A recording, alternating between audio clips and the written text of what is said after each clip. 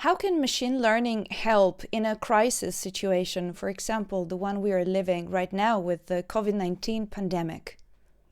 I think some of the most important uses of machine learning in COVID response have been in managing communications. So, for example, ensuring that we have the right information translated into as many languages as possible. I've been advising a number of different organizations who are working with messaging apps around the world, and they're working in dozens of different languages. And for most of these languages, there aren't existing natural language processing systems that they can use. So they have to build up a lot of these technologies from the ground and enabling human in the loop processes to adapt the technologies to these use cases. And these are really varied. So some of the use cases are things like just giving the right information to people. So if somebody asks in whatever language they speak, when will the schools open in my district? Or do I need to wash my hands?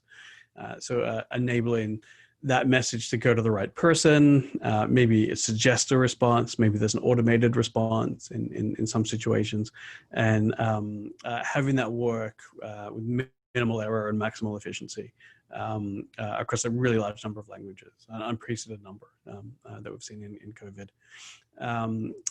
And on the other side, tackling misinformation.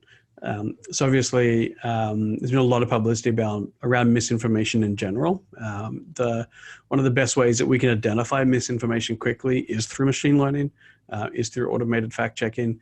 And again, this is a problem across a large number of languages. Certainly misinformation in English gets the most attention, but I've often seen it be worse in other languages where there isn't the corresponding correct information that someone can reference.